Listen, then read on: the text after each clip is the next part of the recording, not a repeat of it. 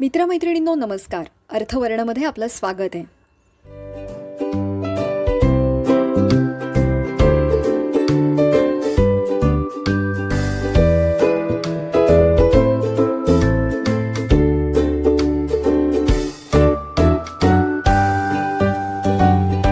मित्रांनो, मागच्या भागात आपण रिझर्व्ह बँक ऑफ इंडियाची कार्य, functions of reserve Bank of India हे बघत आहोत.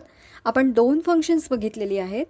ती म्हणजे इश्युअर ऑफ करन्सी आणि मॉनेटरी ऑथॉरिटी. पुढचं महत्त्वाचं काम आहे ते म्हणजे बँकर्स बँक. तर रिझर्व्ह बँक ऑफ इंडिया ही बँकांची बँक म्हणून काम करते. म्हणजे जसं की आपली बँक असते, म्हणजे जिथं आपलं अकाउंट असतं, जिथून आपण लोन घेतो, जिथे काही व्यवहार, पैशाचे व्यवहार ज्या बँकेतून आपण करत असतो ती ही आपली बँक असते. तसंच या सगळ्या कमर्शियल बँकांची एक बँक म्हणून RBI काम करत असतं. इथे एक आपण छोटी गोष्ट लक्षात घेऊया की शेड्यूल बँक आणि नॉन शेड्यूल बँक म्हणजे काय. तर शेड्यूल बँक म्हणजे Reserve Bank of India act 1934च्या सेकंड शेड्यूलमध्ये ज्या बँक लिस्टेड आहेत त्या सगळ्या बँक म्हणजे शेड्यूल बँक म्हणतात त्याला, आणि ज्या लिस्टेड नाहीत त्याला नॉन शेड्यूल्ड बँक म्हणतात. तर याच्यामध्ये सगळ्या कमर्शियल बँक या शेड्यूल्ड बँक आहेत. तर आत्ता सध्या आपण एवढंच बघूया. तर सगळ्या कमर्शियल बँकांचं अकाउंट हे रिझर्व्ह बँक ऑफ इंडियात असतं. तेही त्यांची काही ठेवी ठेवतात, लोन हवं असेल तर RBIकडनं घेतात. जे आपण मॉनेटरी ऑथॉरिटीमध्ये बघितलं की जसं की रेपो रेट 2 ते 14 दिवसासाठी जेव्हा बँक कर्ज घेते RBIकडून, तेव्हा त्याच्यावर जो व्याजाचा दर असतो त्याला म्हणतात रेपो रेट. आणि याच्या उलट जेव्हा बँकांकडे एक्सेस अमाऊंट काही काळासाठी आलेला असतो तर बँका तोच अमाऊंट RBIकडे ठेवण्यासाठी देतात. तर तेव्हा RBI त्याच्यावरही व्याज देते बँकांना. अर्थात रेपो रेटपेक्षा तो व्याजदर कमी असतो आणि त्या व्याजदरालाच रिव्हर्स रेपो रेट म्हणतात. तर ही एक छोटीशी कॉन्सेप्ट आहे. अजून यामध्येच क्लिअरिंग हाऊसची भूमिका रिझर्व्ह बँक ऑफ इंडिया पार पाडतं. म्हणजे काय करतं तर जेव्हा 2 बँकांमध्ये व्यवहार होतात की फॉर एक्झाम्पल कॅनरा बँकेचा चेक समजा स्टेट बँक ऑफ इंडियाच्या व्यक्तीला दिला, तो चेक तिथे त्याच्या बँकेत जमा करणार, तेव्हा असे 2 वेगवेगळ्या बँकांचे चेक्स आणि त्यांच्यामधले जेव्हा व्यवहार होत असतात तर ते चेक क्लिअरिंगचं काम हे RBI करत असतं. तर 2 बँकांमधली एक मध्यस्थ मिडल बँक म्हणून RBI काम करत असतं. 2 बँकांमध्ये कुठलेही अडथळे येऊ नयेत आणि सगळा व्यवहार हा स्मूथ व्हावा म्हणून RBI काम करतं. आणि सगळ्यात महत्त्वाचं म्हणजे work as a lender of last resort. म्हणजे अगदी जेव्हा बँका डबघाईला आल्या तर बँका बघतात RBIकडे, त्यांच्याकडनं लोन घेतात. म्हणजे एक शेवटचा हात हा RBI देत असतो बँक बुडू नये म्हणून किंवा बँकांना वरती काढण्यासाठी. तर हेही महत्त्वाचं काम RBI कमर्शियल बँकांसाठी करत असतं. पुढचं महत्त्वाचं काम आहे ते म्हणजे रेग्युलेटरी अँड सुपरवायझरी फंक्शन. म्हणजे काय तर बँकांना लायसन्स देणं की ही ब्रांच इथे ओपन झालेली आहे म्हणून लायसन्स हे RBIकडून मंजूर व्हावं लागतं. किंवा एखाद्या बँकेला जर दुसऱ्या ठिकाणी त्यांच्या ब्रांचेस काढायच्या असतील, शाखा असतील, तर त्या शाखेसाठी त्यांना लायसन्सची गरज असते. तर हे लायसन्स RBI प्रोव्हाइड करतं. मित्रांनो, इथं आपण एक कॉन्सेप्ट समजावून घेऊया. CRR आणि SLR म्हणजे काय. CRR म्हणजे कॅश रिझर्व्ह रेशो. जेव्हा बँकांचा इथे कुठलाही स्वतःचा पैसा नसतो, लोकांनी ठेवलेला पैसा हा बँकांकडे असतो. तर रिझर्व्ह बँक ऑफ इंडिया काय करते, बँकेला या जमलेल्या पैशामध्ये काही % कंपल्सरी ठेवणं भाग पडते. म्हणजे आता फॉर एक्झाम्पल जेवढ्या ठेवी जमा झालेल्या आहेत त्यातली 3% अमाऊंट ही रिझर्व्ह बँकेकडे ठेवावीच लागते. त्याला म्हणतात कॅश रिझर्व्ह रेशो. म्हणजे उरला कॅश बँकेकडे 97%. तर या 97%सुद्धा बँका सगळा पैसा वापरू शकत नाहीत, कारण हा लोकांचा पैसा आहे, लोकांना कधीतरी परत द्यायचा असतो. तर या 97%मध्ये पण एक 17%, 18, 18.5 हा दर थोडासा बदलता असतो. तर काही भाग हा स्वतःकडे तरलता म्हणजे लिक्विडिटी म्हणून ठेवावा लागतो.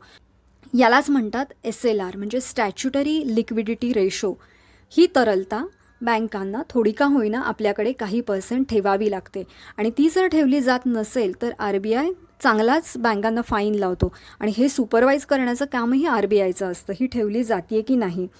त्यानंतर इन्स्पेक्शन्स, प्रत्येक बँकांमध्ये घडून येणारे व्यवहार योग्य पद्धतीने होत आहेत की नाही, लोकांमध्ये अविश्वास निर्माण होत नाही आहे ना, व्यवस्थित सगळं स्मूथ व्यवहार होत आहेत की नाही, हे इन्स्पेक्शन्स करण्याचं कामही RBI करत असतं. वेळोवेळी ऑडिट करण्याचं काम करत असतं. मॅनेजमेंट जी आहे प्रत्येक बँकेची त्याच्यावरही RBIचा कंट्रोल असतो. पुढचं महत्त्वाचं अजून एक काम म्हणजे बँकर्स टू गव्हर्मेंट. सरकारची बँक म्हणून RBI महत्त्वाचं काम पार पाडत असतं आणि मग ते राज्य सरकार असो किंवा केंद्र सरकार असो, या दोन्ही सरकारची बँक म्हणून RBI काम करत असतं.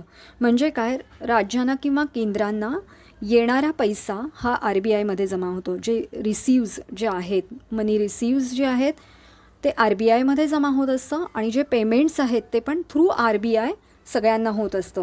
म्हणजे राज्य आणि केंद्र सरकारची एक रिप्रेझेंटेटिव्ह बँक म्हणून RBI काम करत असतं. या दोन्हीही सरकारची खाती RBIमध्ये असतात, अकाउंट्स असतात. हां, पण सगळ्यात महत्त्वाचं म्हणजे या दोन्ही अकाउंट्सवर कुठल्याही प्रकारचं व्याज सरकारला मिळत नाही. खर्च भरपूर चालू असतो सरकारचा आणि पैसा फारसा नसतो. तेव्हा रिझर्व्ह बँक ऑफ इंडिया सरकारला एक गाईड पण करण्याचं काम करत असते की तुम्ही सिक्युरिटीजमधून पैसा निर्माण करू शकता वगैरे. अशा पद्धतीने जे सिक्युरिटीज, ट्रेजरी बिल्स अशा गोष्टी ओपन मार्केटमध्ये सरकार विकते की जेव्हा सरकारला पैशाची गरज असते. त्यानंतर वर्ल्ड बँक म्हणजे जागतिक दर्जावर पण वर्ल्ड बँक किंवा IMF, इंटरनॅशनल मॉनिटरी फंड, अशा ठिकाणी एक रिप्रेझेंटेटिव्ह, देशाचे एक रिप्रेझेंटेटिव्ह म्हणून पण RBI महत्त्वाची भूमिका पार पाडत असतं. पुढचं महत्त्वाचं काम म्हणजे मॅनेजिंग फॉरेन एक्सचेंज. तर फॉरेन करन्सी म्हणजे काय, तर जसं आपली इंडियन करन्सी ही रुपी आहे, तशी कुठलीही जी डॉलर असेल, पाऊंड असेल, येन असेल, दिनार असेल, कुठलीही दुसऱ्या देशाची करन्सी ही आपल्यासाठी फॉरेन करन्सी असते. जेव्हा आपल्याला दुसऱ्या देशातून काही विकत घ्यायचं असतं तेव्हा आपल्याला फॉरेन करन्सीची गरज पडते. मग त्यावेळी ते काम RBI करत असतं, कारण सगळा फॉरेन करन्सी ही RBIमध्ये जमा झालेली असते. यामध्ये RBIची भूमिका खूप महत्त्वाची असते आणि यामध्ये सुद्धा आपल्या पैशाचं मूल्य टिकवून ठेवणं किंवा आणि हे कसं ठरतं तर सप्लाय आणि डिमांड हे फॉरेन एक्सचेंजसाठी किती आहे त्यावर हे मूल्य थोडंसं बदलत असतं. आणि शिवाय सगळीच फॉरेन करन्सी ही संपवून चालत नाही. काही लिक्विडिटी, तरलता ही इमर्जन्सीसाठी म्हणून ठेवावी लागते.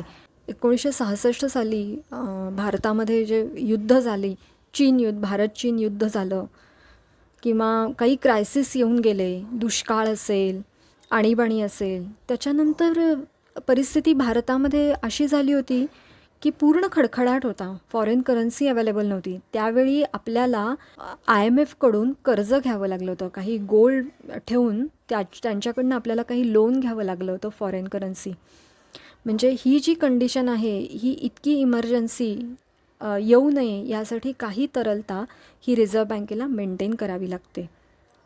जसं की डिटेक्शन ऑफ फेक करन्सी, बाजारात फेक करन्सी तर फिरत नाही आहे ना, हेही काम RBI बघत असतं. डेव्हलपमेंट फंक्शन्स म्हणजे जे काही आर्थिक घडामोडी चालू आहेत त्या विकासाच्या दिशेनंच चालू आहेत ना, हेही बघण्याचं काम RBI करत असतं. तर ही सगळी आत्तापर्यंत बघितली RBIची काही कामं. तुम्ही अभ्यास करा, तुम्हाला अजूनही काही माहिती मिळू शकेल. भेटूया पुढच्या भागात. Enjoy learning. थँक्यू.